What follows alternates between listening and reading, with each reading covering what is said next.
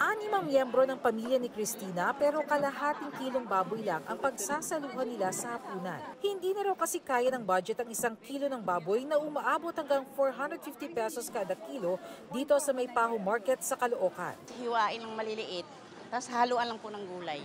Tapos para po marami, tapos sabawan. Sa karinderya namang ito, hindi na muna nagtitinda ng mga putahing may sangkap na baboy. Ang baboy po kasi talaga ngayon mahal. Kaya po kung ano yung mababa, yun po ang niluluto namin. Ganyan na? Kagaya po ng gulay. Na-adjust na lang po. Tapos konti-konti lang yung kuha. Kasi mahirap kumita kapag ganong kataas. Nitong January 20 hanggang 25, tumaas ng halos 17 pesos ang kilo ng kasim. Mahigit 35 pesos naman sa liempo.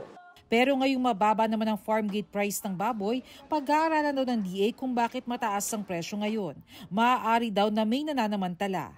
Pero ayon sa Samahang Industriya ng Agrikultura o SINAG, sa Metro Manila lang daw ganito kataas ang presyo. Sa labas ng Metro Manila, pasok sa kwenta nila ang presyo ng baboy. Nasa 380 to 400 yung liempo. So yung kasim nasa 350 to 360. From 220 to 240 ang farm gate price.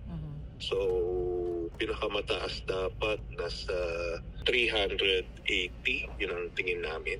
Kaya naman mungkahi ng SINAG, dapat na ring lagyan ng maximum suggested retail price ang baboy sa Metro Manila. Nagkaroon kami ng usapan ni SEC na mag-set ng meeting, no, para ma-check yung retail price dahil sobrang mataas yung 480. Pinag-aaralan na yan ng Department of Agriculture. Ngayon ko palang uupuan talaga yan at to see the whole value chain kung saan napupunta yung nawawalang, hindi naman nawawala, yung margin na 100 to 150 pesos. Para sa GMA Integrated News, Bernadette Reyes, Nakatutok, 24 Oras.